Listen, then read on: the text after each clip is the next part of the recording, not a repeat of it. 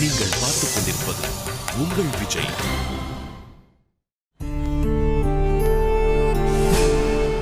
என்ன பேச்சு மூச்சே காணா? இப்ப என்ன நடந்து போச்சுன்னு இப்படி இடிஞ்சே உட்காந்துருக்கீங்க? அதானே ஒரு விஷயத்துல ஜெயிச்ச பின்னாடி அவனாச்சும் இப்படி அப்செட் ஆகி உட்காருவானே. நீங்க கொடுத்த அனுப்புல லெட்டரை பார்த்துட்டு அண்ணி பரபரன்னு வெளியில வந்துட்டு உங்களை தேடினதை நீங்க பாத்தீங்கல்ல, அப்புறம் என்னண்ணே? ஏதாச்சும் வாய் திறந்து கொஞ்சம் பேசுங்கண்ணே. உங்களை இப்படி பாக்குறதே கஷ்டமா இருக்குண்ணே. அண்ணா நான் ஒன்று சொல்லுவேன், தப்பா நினச்சி கூடாது. அண்ணன் இப்படி பேசாம உக்காந்துருக்காருன்னா அவர் ஒன்றும் சும்மா உக்காருல, அவர் பல விஷயங்களை யோசிச்சுட்டு இருக்காரு. அவர் இப்போ என்ன யோசிக்கிறாருன்னா, அண்ணி இப்போ வெளில வந்து தேடினாங்களே அது உண்மைதான், ஆனால் அவங்க எதிர்ச்சா வந்து தேடினாங்களா இல்லை அண்ணன் அனுப்புன லவ் லெட்டரை பார்த்துட்டு வெளில வந்தாங்களா? அவர் யோசிக்கிறதுலையும் தப்பு இல்லையே. அண்ணி வேற ஏதோ காரியமாக கூட வெளில வந்திருக்கலாம், அது அண்ணனை தான் பார்க்க வந்திருக்காங்கன்னு நம்ம தப்பு கணக்கு போட்டுறக்கூடாது இல்லையா? அதை தான் அண்ணன் யோசிக்கிறாரு. பல விஷயங்களை பல ஆங்கில யோசிக்கிற ஆளாச்சே நம்ம அண்ணன். என்னண்ணா ஒரு மாதிரி பார்க்குறீங்க? நான் ஏதாவது தப்பாக பேசியிருந்தா என்னை மன்னிச்சிருங்கண்ணே. இருக்கு, நீ சொல்கிற மாதிரிலாம் நான் யோசிக்கலடா. முதல் தடவையாக நீ தப்பாக யோசிச்சிருக்க. என் மனசுக்கு நல்லா தெரியும்டா. காவியா என் லவ் லெட்டரை கண்டிப்பாக பார்த்துருக்குறா. பார்த்ததுனால தான் என்னை பார்க்கணுங்கிற ஆசையில் வெளியில் வந்தா. அதில் எனக்கு எந்த விதமான சந்தேகமும் இல்லை. என்ன நான் வருத்தப்படுறதெல்லாம் என் இஷ்ட தேவதை காவியா சும்மா ஒரு மின்னல் மாதிரி வந்துட்டு போயிட்டாலேங்கிறது தான். அவ வெளியில வந்து நின்று அவ பார்வையால என்ன தேர்னா பாத்தியா, என்னால மறக்க முடியலடா. கண்ணுக்குள்ள அப்படியே நிக்கிறாடா. அண்ணா நீங்கள் சொல்கிறத கேட்கும்போது எனக்கு அவ்வளோ சந்தோஷமாக இருக்குண்ணே. காதலில் பெரிய அவஸ்தை என்ன தெரியுமா? காதலில் தோத்தாலும் மன கஷ்டம், காதலில் ஜெயிச்சாலும் மன கஷ்டம். ஐயோ என்னண்ணா என்னடா திடீர்னு வளர ஆரம்பிச்சிட்ட? இல்லைண்ணா, நீங்கள் அண்ணியை நினச்சி படுற அவஸ்தை பார்த்த உடனே எனக்கு தோணுச்சு, அதான் சொன்னேன். இப்போ இதே எடுத்துங்களேன், அண்ணி வெளில வந்து உங்களை பார்க்க வைக்கணும்னு நினச்சோம். நினச்சா மாதிரியே நமக்கு சக்ஸஸ் தானே. ஆனால் அந்த சக்ஸஸை பார்த்து முழுசாக சந்தோஷப்பட்டீங்களா? இல்லையே. ஏன்? இதுதான் லவ்வோட சிக்கல்ன்றேன். டேய் என்னடா ஆச்சு உனக்கு? மனசை திறந்து சொல்லு. ஒன்றும் இல்லைண்ணே, செய்குலி சேதாரம் இல்லாமல் உங்கள் ரெண்டு பேரையும் மனமடையில் சேர்த்து வச்சு உட்கார வைக்காம இந்த ருக்கு ஓய மாட்டானே. இதுக்காக தான் ஒவ்வொன்றுத்துக்காக மண்டையை போட்டு உருட்டிட்டு இருக்கேண்ணே. டே ருக்கு, ஏன்டா இதுக்கு போய் கவலைப்படுற? காவியா வெளியில வந்தா, அவங்க பாட்டி கூப்பிட்டனால உள்ள போயிருக்கா. இன்னும் கொஞ்ச நேரத்தில் என்னை பார்க்க வெளியில வருவா. ஏன்னா என்னை பார்க்காம அவளால் இருக்க முடியாடா. அப்போ அண்ணி மறுபடியும் வெளில வருவாங்கன்றீங்க? நிச்சயமா வருவா. என்ன அவளால் என்னை பார்க்காம இருக்க முடியாடா. சரிண்ணே, அப்படி அண்ணி மறுபடியும் வெளில வந்தாங்கன்னா நான் ஒத்துக்கிறேன். சரியா? இது டீல். இப்பதான் தனுஷ் அண்ணா பழைய ஃபார்முக்கே வந்திருக்காரு. இனிமே அவரை யாரும் அடிச்சுக்கவே முடியாது. இனி எங்க அண்ணன் அடிக்கிறதெல்லாம் சிக்ஸர். அண்ணே இன்னும் கொஞ்ச நேரத்துல பாருங்க, நீங்க சொன்ன மாதிரி அண்ணி வாசலுக்கு வர போறாங்க.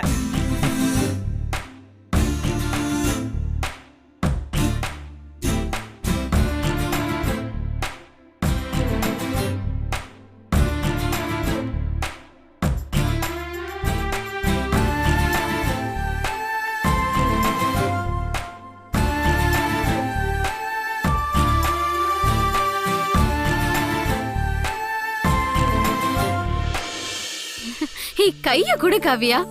Success success. உன்னோட லவ் சூடு பிடிக்க ஆரம்பிச்சிருச்சு. இனிமேல் உன் லைஃப் ஓஹோ ப்ரொடக்ஷன் தான். என்ன கணேஷ பாத்தியா? சைட் அடிச்சியா? பார்த்தேன். வீட்டு வாசல்ல 10 காக்கா பறந்துச்சு, 2 புறா பறந்துச்சு, 2 அணில் சண்டை போட்டுச்சு. ஏய், கேட்ட கேள்விக்கு பதில் சொல்லாம எதுக்கு வெட்டி பேச்சு பேசிட்டு இருக்க? போன காரியம் என்னாச்சு? கணேஷ பாத்தியான்னு கேக்குறேன்ல, அதுக்கு பதில் சொல்றத விட்டுட்டு எதேதோ பேசிட்டு இருக்க. கணேஷ பாத்தியா? அவர் பேசினாரா இல்ல என்னதான் பேசினாரு? அவர் அங்க இல்லவே இல்ல. என்ன கணேஷ் அங்க இல்லையா? ஆமாண்டி, நானும் கொஞ்ச நேரம் வாசல்லே நின்னு எல்லா பக்கமும் பார்வையிட்டு கணேஷை தேடி பார்த்தேன். கண்ணு போத்து போனதுதான் மிச்சம். கணேஷ் அங்க இல்ல. ரோடு முழுக்க கண்ட தடியனுக்கு தான் வந்துட்டு போனானுங்க. கணேஷ் எங்க இருக்காருன்னே தெரியல. ஒரே டென்ஷனா போச்சு. காவியா, நீ உன்னோட டென்ஷன்லயே அவரை சரியா கவனிச்சிருக்க மாட்ட. அவர் என்னடி எல்லாரு கண்ணிலயும் படுற மாதிரி வெளிப்படையாவா நிக்க முடியும்? எங்கேயாவது மறைஞ்சு நின்றுப்பாரு. இன்னும் கொஞ்ச நேரம் நின்னு நல்லா பாத்திருக்க வேண்டியதுதானே? எங்க வீட்ல நிக்க விட்டுற போறாங்க. பொண்ணு பார்த்துட்டு போன நாள்ல இருந்து எங்க வீட்ல 144 போட்டாச்சு. கெடுபடி அதிகமாயிடுச்சு. மலபார் போலீஸ் மாதிரி பாட்டி 24 ஹவர்ஸும் டியூட்டில இருக்காங்க. கொஞ்ச நேரம் வாசல்ல நின்னதுக்கே வாசல்ல வயசு பொண்ணுக்கு என்ன வேலைன்னு கத்த ஆரம்பிச்சிட்டாங்க. என்னமோ வயசு பொண்ணுங்கனாலே தங்கத்தை லாக்கர்ல போட்டு பாதுகாக்கிற மாதிரி பண்றாங்க. அதுவும் பாட்டி இருக்காங்களே, கொஞ்ச நேரம் நான் வெளியே போய் நின்னதுக்கே காவியா காவியான்னு கூப்பிடுறாங்க. இந்த டென்ஷன்ல நான் எங்க இருந்து மறைஞ்சிருக்கிற கணேஷ கண்டுபிடிக்கிறது? காவியா, நீயாடி இப்படி எல்லாம் பேசுற? கணேஷ பார்க்க முடியலங்கிற டென்ஷன் எப்படி எல்லாம் பேச வைக்குது பாத்தியா? இதுக்கு பேர் தான் காதலின் அவஸ்தைங்கிறது. ஏய் உள்ளங்கைய கொஞ்சம் தொட்டு பாரு. ஏய், என்னடி இப்படி சில்லுன்னு இருக்கு? மூக்குல வேர்க்கும்னு கேள்விப்பட்டிருக்கேன். இப்படி உள்ளங்கையில வேர்க்கிறது நான் இப்பதாண்டி பாக்குறேன்.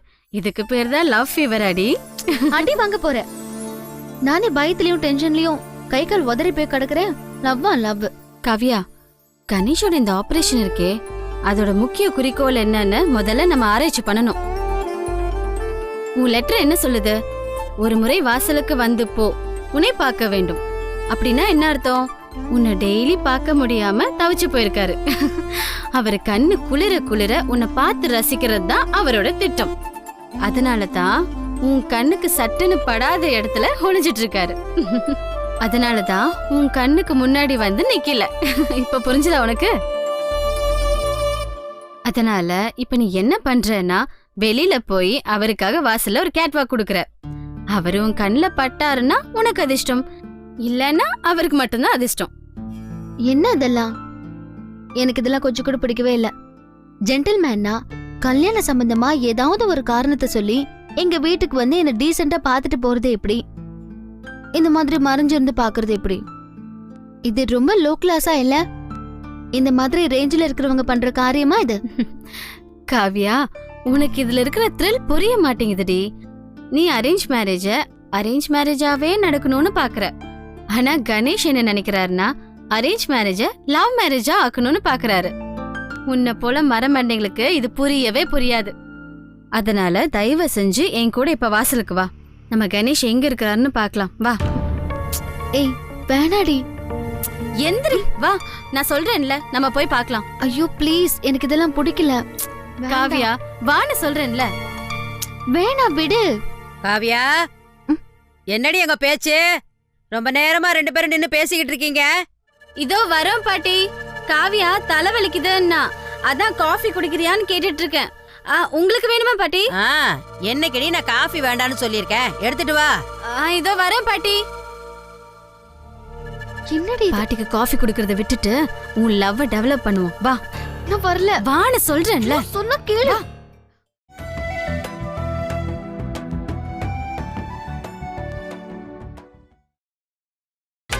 நீங்கள் பார்த்துக் கொண்டிருப்பது உங்கள் விஜய்.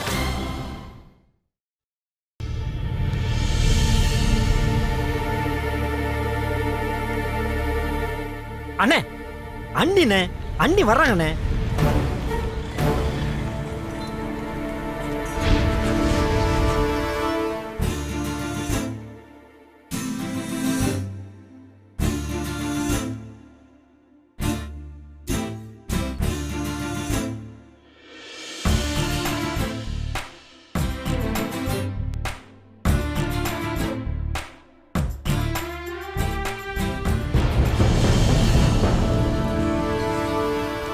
அண்ணே, சாதிச்சிட்டீங்கண்ணே, சாதிச்சிட்டீங்க.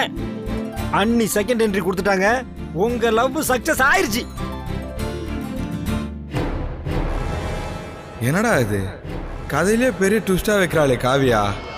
இவ இப்படிதான் நடந்துப்பான்னு நம்பி எதுவுமே பண்ண முடியாது போல இருக்கு. என்னப்பா இந்த கணேஷனை டீஸ் பண்றது பாரு. வெளியில வான்னு சொல்லி லெட்டர் எழுதி அனுப்பிட்டு கண்ணுல படாம எங்கேயோ ஒளிஞ்சிட்டு இருக்கிறது நல்லாவா இருக்கு? வாசல்ல நின்னு தேடுறது எனக்கு என்னமோ பிடிக்கவே இல்ல. ஜென்டில்மேனா வீட்டுக்குள்ள வந்து என்ன பார்த்துட்டு போறதை விட்டுட்டு இதெல்லாம் தேவையாடி நமக்கு? தல அங்க பார்த்தல அண்ணி உங்களை எப்படி தேடுறாங்கன்னு அவங்க ஃப்ரெண்டு கிட்ட ஏதோ உங்களை பத்தி சொல்றாங்கன்னு நினைக்கிறேன். என்ன ருக்கு, இது போதுமா இல்லை இன்னும் கொஞ்சம் வேணுமா? டீல்லாம் போட்டியாப்பா? சும்மா இருக்கும்போதே அவன் மரம் கல்னாவன், இப்போ சொல்லவா வேணும்? போதா குறைக்கு இவ வேற ஏற்றி விட்றா. ஒருத்தன் கை நிறைய சம்பாதிக்கிறவன் கல்யாணம் பேசி போயிருக்கான். இவனடானா மொட்டை கடிதாசம் மாதிரி வந்த லவ் லெட்டருக்காக வெளியில் ஓடி வந்து தனுசு தேடுறா. ஒன்றுமே புரியலையே, மண்டை வர காயுது. ஏ கல்பனா, எனக்கு எனக்கு கணேஷ் கண்ணிலேயே படல. உன் கண்ணுக்கு தட்டுப்படுறாரா பாரு. ஏய், 24 மணி நேரமும் கணேஷே நினைச்சிட்டு இருக்க. உன் கண்ணிலே படலன்னா என் கண்ணில் மட்டும் எப்படி படுவாரு? என்னண்ணே அண்ணி திரும்பி திரும்பி பார்க்குறாங்க, உங்க மேல உயிரே விடுறாங்கண்ணே. வசிய கிசியம் பண்ணிட்டீங்களா என்ன? டேய், இந்த வீணா போன தனுஷை போய் லவ் பண்ண பார்க்குறாளே, இவ புத்திசாலியா முட்டாளானே தெரியலையே. சரி, எல்லாம் நல்லதுக்கு தான். நம்ம கஷ்டப்பட்டு அழிக்கணும்னு நினச்சோம், அவளா அழியணும்னு நிற்கிறா. நமக்கு என்ன போச்சு? நமக்கு வேலை மிச்சம். இப்போ தனுஷ் அழிச்சா மட்டும் போதும், இவ தானா அழிஞ்சிடுவா. சரி வா, முதல்ல போய் ஸ்நாக்ஸ் வாங்க போவோம். அதுக்குள்ள நம்ம கண்ணில் பட்டு தானே ஆகணும்.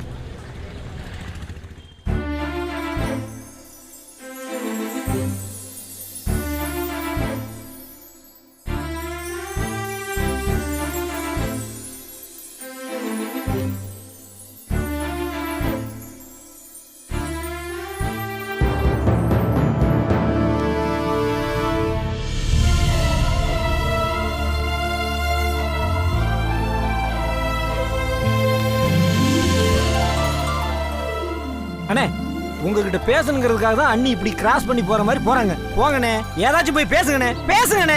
ஆனா போங்கண்ணே. டேய், பேசணும் தான்டா நினைக்கிறேன், பார்த்தவொன்னே வார்த்தை வர மாட்டேங்கடா. அண்ணே, ருக்குவை இப்படி சாச்சு பிடிக்கலண்ணே.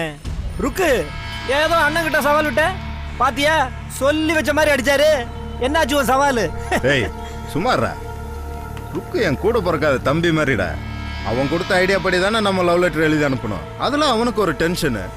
காவியா 2வது தடவை வந்து என்னை தேடுதா இல்லையான்னு பார்க்கணும்னு நினச்சான். அதில் என்னடா தப்பு இருக்கு? இதுக்கு போய் அவனை கலாய்ச்சிக்கிட்டு. அவனுங்களை ஏன்னா திட்டுறீங்க? அவனுங்களை திட்டினா எனக்கு கஷ்டமா இருக்குண்ணே. அவனுங்க யாரு? நம்ம பசங்க தானே. பார்த்தீங்களாடா என் தம்பிய, உங்களை ஒரு வார்த்தை சொல்ல விட மாட்டேங்கிறான். நீங்கள் என்னடாண்ணா? அவங்க சொல்றது தப்பு இல்லைண்ணே, தப்பு பண்ணது நான் தான். உங்கள் தெய்வீக காதலை நான் புரிஞ்சுக்கலண்ணே, என்னோட தப்பு தானே. நீங்கள் அடிக்கடி சொல்லுவீங்களேண்ணே, உங்களுக்கும் அன்றைக்கும் பூர்வ ஜென்ம பந்தம் இருக்குன்னு. அதை நான் சரியாக புரிஞ்சுக்கலண்ணே. நீங்கள் அதை சொல்லும் போதெல்லாம் என்னடா அது சிவாஜி கணேசன் காலத்துக்கு கமெண்ட் அடிக்கிறாருன்னு நினச்சிப்பேண்ணே. அது தப்பு தானே. அண்ணி 2வது தடவையே வெளில வந்து உங்களை தேடினாங்க பாருங்க, அப்போவே தெரிஞ்சிச்சுண்ணே உங்கள் லவ்வோட வெயிட் என்னன்னு. டேய், இன்னைக்கு எனக்கு ரொம்ப சந்தோஷமான நாள்ரா. கொண்டாடுறதுக்கு உங்க எல்லாருக்கும் ஒரு பெரிய பார்ட்டி கொடுக்குறேன்டா.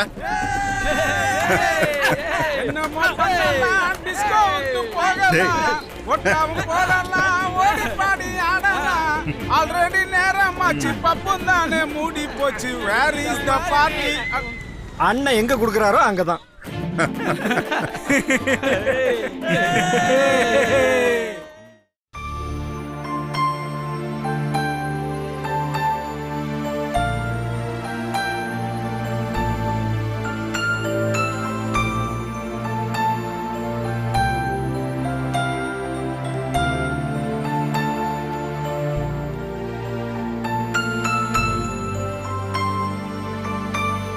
என்னங்க ஏதோ யோசனையா இருக்கீங்க? மீனாட்சி, நம்ம காவியா கல்யாணத்தை பத்தி தான் யோசிச்சுட்டு இருக்கேன். மண்டை குழம்புது. அதை எப்படி செஞ்சு முடிக்க போறோன்னு மலைப்பா இருக்கு. ஏங்க, அது என்ன அவ்வளவு கஷ்டமா? கல்யாண ஏற்பாடுகளை செய்யறதுக்கு தான் ராமேஸ்வரம் முழுக்க ஆளுங்க இருக்காங்கல்ல. பணத்தை கொடுத்தா செஞ்சுட்டு போறாங்க. நீ இப்படி பேசுறது கேட்கும்போது நான் அழுகிறதா சிரிக்கிறதான்னு தெரியல மீனாட்சி. நம்முடைய நிலைமை தெரிஞ்சுதான் பேசுறியான்னு எனக்கு சந்தேகமா இருக்கு. ஏங்க, நான் ஏதோ தப்பா சொல்லிட்டேனா? பொண்ணு கல்யாணம்னா செலவு செஞ்சுதானே ஆகணும். ஒரு உலகத்துல இருக்கிறவங்க இல்லாதவங்கன்னு எல்லாரும் செஞ்சுட்டு தானே இருக்காங்க. நாம மட்டும் என்னங்க ஸ்பெஷல்? அந்த காலத்துல 9-10 பொண்ணுங்கன்னு பெத்து வச்சிருப்பாங்க. நாம அப்படியா? 2 பொண்ணுங்களை தானே பெத்து வச்சிருக்கோம். அவங்களுக்கு ஒரு நல்ல கல்யாணத்தை பண்ணி பார்க்க கூடாது? இதான் மீனாட்சி உங்ககிட்ட எனக்கு பிடிக்காத விஷயம். எல்லா விஷயத்துலயும் தங்கமா இருக்கிற, ஆனா நான் ஒன்னு சொல்றேன்னா அதை ஏன் சொல்றேன்னு யோசிக்கவே மாட்டேங்கிற. ஏங்க, அன்னைக்கு கூட நாம எல்லாரும் சேர்ந்து காவ்யா கல்யாணத்தை பத்தி பேசிட்டு இருந்தோமே. இப்படி பண்ணணும் அப்படி பண்ணணும்னு பேசிட்டு இருக்கும்போது நீங்களும் தானே ஜாயின் பண்ணி பேசுனீங்க. திவ்யா கூட சொன்னா பஃபே சாப்பாடு தான் போடணும்னு. அப்ப கூட அம்மா ஜெயில் சாப்பாடுன்னு சொன்னப்போ நாமெல்லாம் சிரிச்சிட்டு இருந்தோமே. அதெல்லாம் நல்ல ஞாபகம் இருக்கு மீனாட்சி. எனக்கும் நம்ம காவ்யா கல்யாணத்தை ரொம்ப சீரும் சிறப்புமா பண்ணி பார்க்கணும்னு தான் ஆசை. அதனாலதான் இதை பத்தி இவ்வளவு யோசனை பண்றேன். இப்படி ஒரு கிராண்டான கல்யாணம் பண்ணணும்னா பணம் அரேஞ்ச் பண்ணணும் இல்லையா? அதை பத்தி தான் பயமா இருக்குன்னு சொல்ல வந்தேன். நீ என்னடானா நான் என்னமோ கல்யாணத்தை நடத்துறதுக்கே யோசிக்கிற மாதிரி பேசுற. நான் ஒன்னு சொல்லுவேன், நீங்க கோவப்படக்கூடாது. சொல்லு, நான் கோவப்பட மாட்டேன். இல்ல, நீங்க இந்த மாதிரி டென்ஷனா இருக்க நேரத்துல என் மேல எரிஞ்சு விழுந்துருவீங்க. அதுக்கு தான் சொன்னேன். என்னது, என்னைக்கும் சண்டை போட்டுக்காத அப்பா அம்மா இன்னைக்கு சண்டை போட்டுக்கிறாங்க? என்ன பிரச்சனை?